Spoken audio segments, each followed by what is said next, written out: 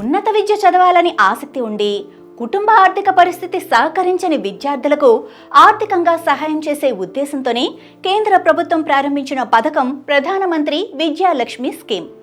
ఈ పథకం కింద ఒక విద్యార్థి 10 నుంచి 16 లక్షల రూపాయల వరకు రుణాన్ని తక్కువ వడ్డీకే అందుకోవచ్చు. కొన్ని సందర్భాల్లో వడ్డీని కూడా రద్దు చేస్తారు. ఎలాంటి హామీ లేకుండానే విద్యార్థులకు విద్యాలక్ష్మి యోజన ద్వారా రుణాలు లభిస్తూ ఉండగా ఈ పథకం యొక్క పూర్తి వివరాలు ఇప్పుడు మనం తెలుసుకుందాం. దేశంలోని ప్రతి విద్యార్థికి ఉన్నత విద్యను అభ్యసించే అవకాశం ఉండాలన్న ఉద్దేశంతో కేంద్ర ప్రభుత్వం పీఎం విద్యాలక్ష్మి పథకాన్ని ప్రారంభించింది. 2024 కేంద్ర బడ్జెట్లో ఈ పథకాన్ని ప్రకటించగా 2024 నవంబర్ 6న ప్రధానమంత్రి విద్యాలక్ష్మి యోజన పథకానికి మంత్రివర్గం ఆమోదం తెలిపింది. ఉన్నత చదువుల కోసం ఒక విద్యార్థికి ఈ పథకం కింద 15 నుండి 16 లక్షల వరకు రుణం ఇవ్వనుండగా 10 లక్షల వరకు రుణం తీసుకుంటే కేవలం 3% మాత్రమే వడ్డీ చెల్లించాలి. కొన్నిసార్లు ఈ రుణంపై ప్రభుత్వం సబ్సిడీ కూడా ఇస్తుంది. రుణం తీర్చడానికి 15 సంవత్సరాల సమయం ఉండనుండగా కోర్సు పూర్తయిన తర్వాత ఏడాది వరకు కూడా వడ్డీలో మినహాయింపు కల్పిస్తారు. ఈ పీఎం విద్యాలక్ష్మి పథకం ప్రత్యేకతలను కూడా ఒక్కసారి మనం తెలుసుకుంటే, టాప్ 860 క్వాలిటీ హయ్యర్ ఎడ్యుకేషనల్ ఇన్స్టిట్యూట్లో సీటు వచ్చిన విద్యార్థులకు ఎలాంటి హామీ లేకుండానే రుణం లభిస్తుంది. 7.5 లక్షల వరకు రుణం తీసుకుంటే 75% క్రెడిట్ గ్యారంటీని ప్రభుత్వం ఇస్తుండగా, ఇక కుటుంబ వార్షిక ఆదాయం 4.5 లక్షల వరకు ఉన్న విద్యార్థులకు వడ్డీలో 100% మినహాయింపు ఉంటుంది. కుటుంబ ఆదాయం సంవత్సరానికి 8 లక్షలుంటే 10 లక్షల లోన్పై 3% వడ్డీ సబ్సిడీ లభిస్తుంది. రుణం తీర్చడానికి 15 సంవత్సరాల సమయం ఉండగా కోర్సు పూర్తయిన తర్వాత 1 సంవత్సరం వరకు ఈ వడ్డీలో మినహాయింపు ఉంటుంది. ఏటా 1,00,000 మంది విద్యార్థులు ఈ పథకం ద్వారా లబ్ధి పొందుతుండగా ఈ పథకంలో అమ్మాయిలకు ప్రాధాన్యత ఉంటుంది.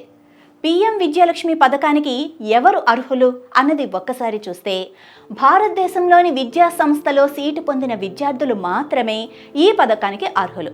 విద్యార్థి గుర్తింపు పొందిన పాఠశాల నుంచి 10వ తరగతి, 12వ తరగతి పాస్ అయి ఉండాలి. కుటుంబ వార్షిక ఆదాయం 8 లక్షల వరకు ఉన్న విద్యార్థులకు మాత్రమే వడ్డీలో రాయితీ లభిస్తుంది.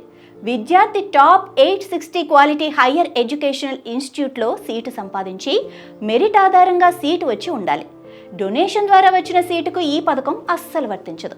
ఇక విద్యార్థి చదువులో మంచిగా రాణిస్తూ ఉండాలి. ఇతర ప్రభుత్వ పథకాల ద్వారా లబ్ధి పొందుతున్న విద్యార్థులు ఈ పథకానికి అర్హులు కారు. విద్యార్థికి అండర్ గ్రాడ్యుయేషన్, పోస్ట్ గ్రాడ్యుయేషన్ లేదా ఇంటిగ్రేటెడ్ కోర్స్ ఏదైనా ఒక కోర్సుకు మాత్రమే తీసుకునే రుణానికి వడ్డీ రాయితీ లభిస్తుంది. ఈ పీఎం విద్యాలక్ష్మి పథకం కోసం ఎలా దరఖాస్తు చేయాలి అన్న డౌట్ చాలా మందికి ఉంటుంది. సో ముందుగా దానికోసం ఏం చేయాలంటే, పీఎం విద్యాలక్ష్మి పోర్టల్లో నమోదు చేసుకోవాలి. దీనికోసం www.pmvidyalakshmi.co.in లేదా index.aspx వెళ్ళాలి. స్టూడెంట్ లాగిన్ పై క్లిక్ చేసి ఆపై క్రియేట్ అన్ అకౌంట్ పై క్లిక్ చేయాలి. ఇక స్టెప్ 2కి ఏం చేయాలంటే, స్టూడెంట్ రిజిస్ట్రేషన్ ఫామ్ ఓపెన్ అవుతుంది. అందులో మీ పేరు, మొబైల్ నెంబర్, ఈమెయిల్ ఐడి లాంటి వివరాలు నమోదు చేయాలి. ఆ తర్వాత జనరేట్ ఓటీపీ పై క్లిక్ చేయాలి. మీ మొబైల్ నెంబర్కి వచ్చిన ఓటీపీని ఎంటర్ చేసి వెరిఫై చేయాలి. పాస్వర్డ్ను ఎంటర్ చేసి మళ్ళీ కన్ఫర్మ్ చేయాలి.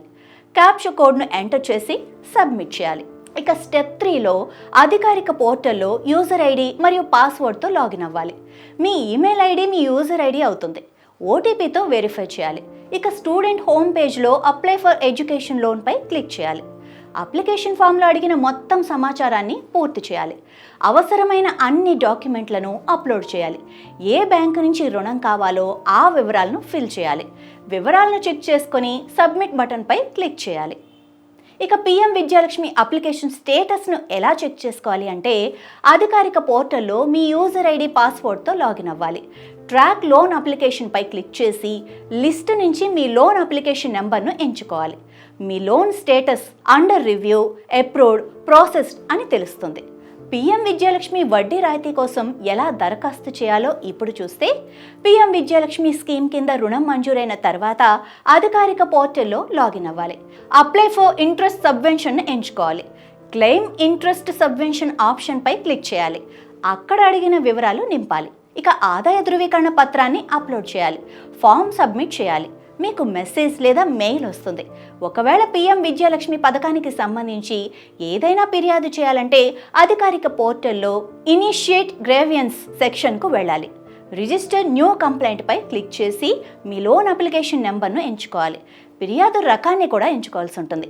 ఏ బ్యాంకు నుంచి రుణం పొందారో ఆ బ్యాంకు పేరు, వివరాలను నింపాలి. మీ ఫిర్యాదు గురించి వివరంగా తెలుపుతూ సంబంధిత డాక్యుమెంట్లను కూడా అప్లోడ్ చేయాలి.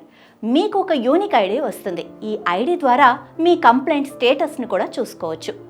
ఇక పీఎం విద్యాలక్ష్మి పథకానికి కావాల్సిన డాక్యుమెంట్లు ఏంటంటే దరఖాస్తు form, Aadhaar card, PAN card, నివాస ధృవీకరణ పత్రం, 10వ తరగతి 12వ తరగతి మార్కుల జాబితా, ఇన్స్టిట్యూట్లో అడ్మిషన్ కార్డ్, ఫీజు వివరాలు, ఆదాయ ధృవీకరణ పత్రం.